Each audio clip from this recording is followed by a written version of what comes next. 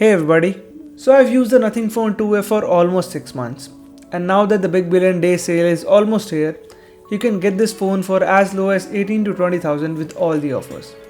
But is it worth it? Let's find out in this video.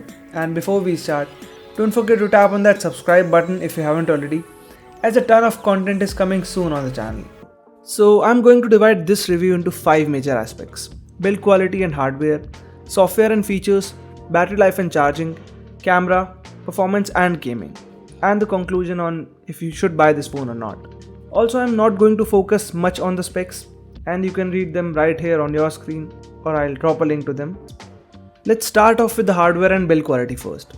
So the phone 2A is entirely made up of plastic, you can say, and mainly the frame outside here is also plastic and the back too, which isn't a bad thing per se, but an attempt to cut the cost. And the good side is that you'll not be able to break that back plastic easily.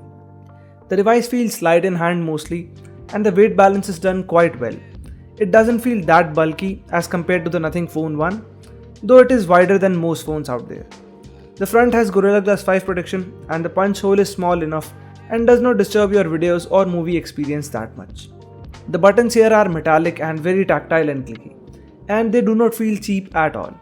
The glyph lights on the back aren't that intrusive now, and I think this implementation is better than what was on the Phone 1, and it is much more deeply integrated with apps like Uber and Zomato, but still somewhat of a gimmick, I would say.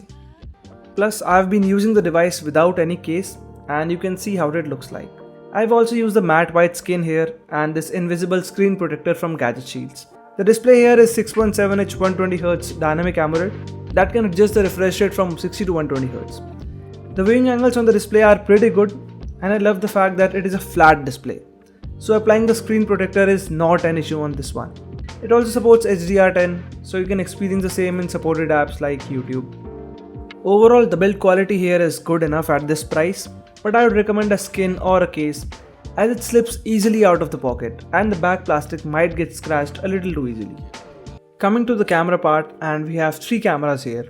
No poor quality sensors, 250mm primary and ultra wide angle sensor on the back which can shoot up to 4K 30fps, and a 32MP selfie camera on the front which can take up to 1080p videos only.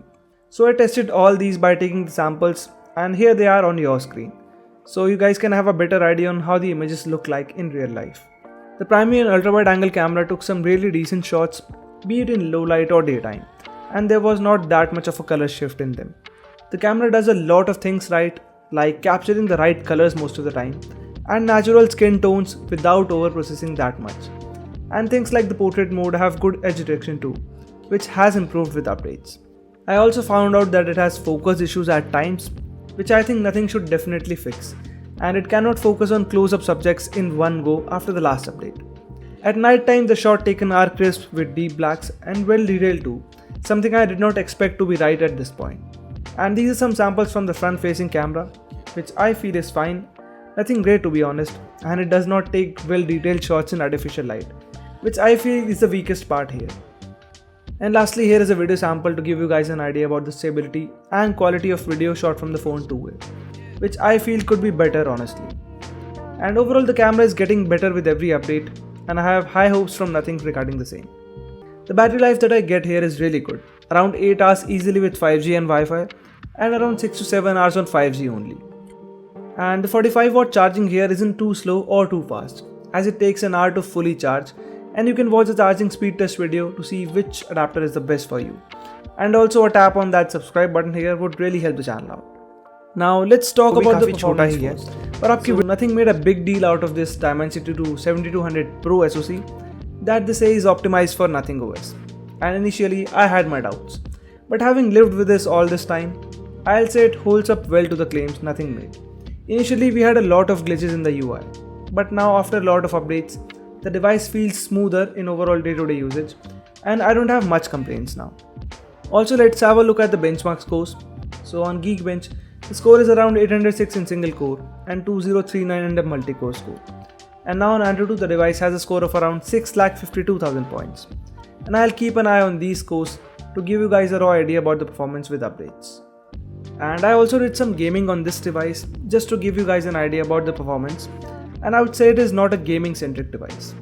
BGMI here runs on smooth and extreme settings, and that means you get only 60 FPS at max, which ideally should have been at least 90 FPS in 2024. The game runs fine for like short periods, around 15 to 20 minutes at a stretch, and after that the device heats up a little and the performance drops a little too. And I would not recommend you to buy this device if you have gaming as your priority. And you can go for devices from iQOO or Poco, as they will offer you better specs at that price.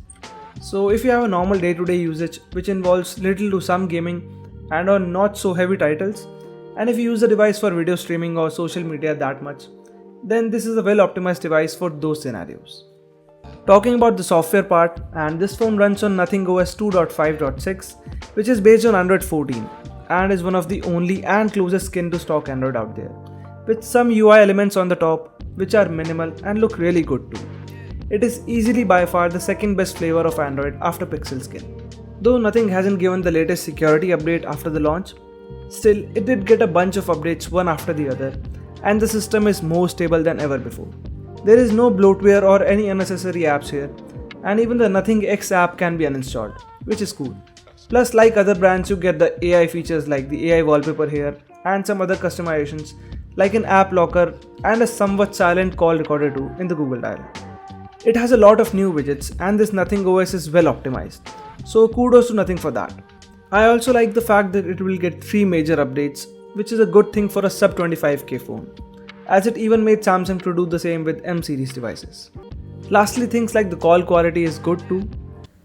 So if you are in the market to buy a device under 20,000 in this big billion day sale, and if your priority is your user experience, clean UI with no ads or apps, and you are not someone who plays a lot of games, then you can definitely have a look at this device, as it looks unique and gets timely updates and offers really good value for money with the kind of experience it provides in day-to-day usage. So how has your experience been with this device? Do let me know in the comment section down below, and don't forget to press that like and subscribe button for more such content. Thanks for watching, and I'll catch you guys in the next one.